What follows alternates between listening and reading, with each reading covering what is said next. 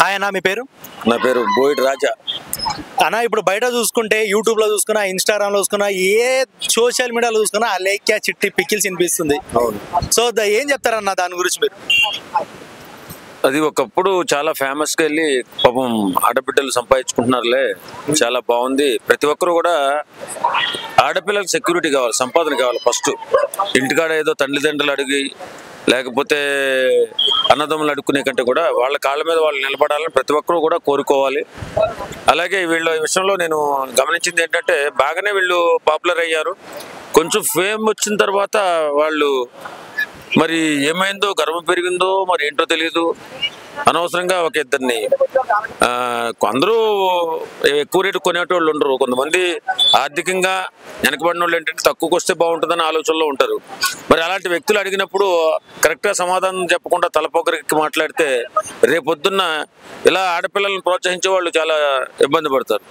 ఎందుకంటే నువ్వు యూట్యూబ్ మన ఈ ప్రచార మాధ్యమాల్లో మీరు బాగా వచ్చేసారు, మీరు పాపులర్ అయ్యారు. పాపులర్ అయ్యి బిజినెస్ బాగానే చేసుకుంటున్నప్పుడు మళ్ళీ ఇలా పెడ ధోరణులకు ఎందుకు వెళ్ళిపోవాలి, బూతులు ఎందుకు రావాలి? ఎంతో ఆడబిడ్డలు బతుకుతున్నారా, చాలా సంస్కారవంతంగా బతుకుతున్నారని చెప్పి అందరూ అనుకున్న టైంలో నీచాతినేచంగా బూతులు తిడుతూ నువ్వు ఎందుకు పనికిరావు అని. కస్టమర్ అంటే ఎవరు? దేవుడు కదా. మరి అలాంటి దేవుడిని మీరు గౌరవ మర్యాదలతో మాట్లాడాలా? లేదండి మేము బాగా క్వాలిటీగా తయారు చేస్తాం కాబట్టి మేము తక్కువ ధరకు ఇవ్వలేమని చెప్పుకోవాలి తప్ప ఇలా నీచంగా మాట్లాడితే కరెక్ట్ కాదు. రేపొద్దున్న అదే మాలాంటి ప్రోత్సహించే వాళ్ళు కూడా వదిలేరా బాబా అనిపిస్తుంది. కాబట్టి ఇది మాత్రం కరెక్ట్ కాదు. సో ఇప్పుడు చూసుకుంటే అంటే ప్రజలందరూ ట్రోల్ చేయడం, ఇట్లా మీమ్స్ చేయడం, వాళ్ళ మీద న్యూస్ ఎక్కువ చేయడం ద్వారా ఇప్పుడు ఆమె అలేఖ్య చిట్టి అనే ఆమె ఇప్పుడు హాస్పిటల్లో బెడ్ మీద ఉంది. సో ఆమెకి ఏమైనా అయితే ప్రజలు మీరు బాధ్యత వహిస్తారా అనేసి వాళ్ళ సిస్టర్స్ అనేది ప్రజల్ని ప్రశ్నిస్తారు. సో దీన్ని ఎట్లా చూస్తారు?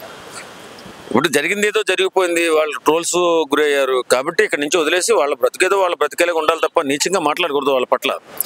ఆడపిల్లలు చిన్నపిల్లలు వాళ్ళు ఏదో తెలుసో తెలియకో మాట్లాడేశారు. మాట్లాడిందని పదే పదే వాళ్ళ మీద అనేసి వాళ్ళ మనసును బాధ పెట్టేసి వాళ్ళ హాస్పిటల్ పాలయ్యేలా చేయడం ఎంతవరకు కరెక్ట్ కాదు. వదిలేండి, ఇంకా ఇంతటితో అయిపోయింది. అయిపోయిన దానికి మళ్ళీ మళ్ళీ అలా ట్రోల్ చేస్తూ ఉంటే వాళ్ళు మరీ బెంగ పెట్టేసుకుని ఇబ్బంది పడి మళ్ళీ ఆ ఫ్యామిలీ ఖరాబ్ అయ్యే అవకాశం ఉంది. కాబట్టి వాళ్ళు చేసిన తప్పుకి ట్రోల్స్ చాలా ఎక్కువ అయిపోయినాయి. అందుకనే ఆ పాపం ఇబ్బంది పడినట్టుంది. ఇబ్బంది పడకూడదు, ధైర్యంగా బతకాలి, మగవాడితో సమానంగా బతకాలి ఆడపిల్ల. అదే మేము కోరుకునేది. అంటే చాలా మంది చెప్పేది ఏంటంటే వాళ్ళకు తండ్రి లేడు కాబట్టి తల్లి ఉంది. ఇప్పుడు ఏంటంటే వాళ్ళ తల్లి కూడా ఇప్పుడు కూతురు ఈ సిచ్యువేషన్ చూస్తే తను కూడా తట్టుకోలేదు. సో ముగ్గురు కూతురులో వాళ్ళ స్వయం కృషితో బతుకుతారు. సో వాళ్ళని వదిలేయండి అనేసి చాలా మంది చెప్తున్నా కూడా ఈ ట్రోలర్స్, మీమర్స్ అనే వాళ్ళు వినట్లేదు. వాళ్ళ మీద ఆ పాట కూడా రిలీజ్ చేశారు. ఈ సంస్కారం లేకుండా ఈ మధ్య సమాజంలో యూట్యూబ్లో వచ్చిన తర్వాత, ఈ సోషల్ మీడియా వచ్చిన తర్వాత చాలా మంది సంస్కారహీనులు ఎక్కువ పర్సెంట్ సోషల్ మీడియాలో ఉన్నారు.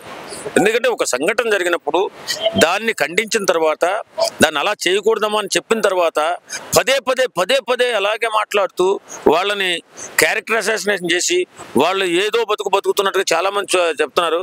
ఒరే సన్నాసులారా, ఆడబిడ్డలరా, వాళ్ళని బతకనియండి. ఫస్ట్ ఆడబిడ్డ అభివృద్ధిలోకి వస్తుంది, బతకనియండి. ఏదో తప్పు చేసింది తెలుసు ఆ వయసులో, మనకి కూడా తెలియదు ఆ చిన్న వయసులో. కాబట్టి ఆడపిల్లలని జాలి చూపు వదిలేయండి ఇంకా. అంతేగాని నోటుకొచ్చినట్టు మాట్లాడడం, వాళ్ళనేమో అసలు చాలా నీచంగా కొంతమంది ట్రోల్ చేస్తున్నారు. ఆ వెధవలకు చెప్తున్నా, రే మీకు అక్క చెల్లెళ్ళు, అన్నదమ్ములు, అమ్మలు ఉంటారా? ఎందుకురా ఆడబిడ్డలు మరి ఎలా ఇస్తారు? ఏదో తెలుసో తప్పు చేసింది క్షమించమని కూడా అడిగింది. ఇంకా ఆపేయండి, ఇంకా ఆపేసి వాళ్ళ బతుకేదో వాళ్ళ బతుకనిస్తే హ్యాపీగా వాళ్ళు బతుకుతారు, వాళ్ళ భవిష్యత్తు బాగుంటుంది. ఓకే అన్న, థ్యాంక్ యూ.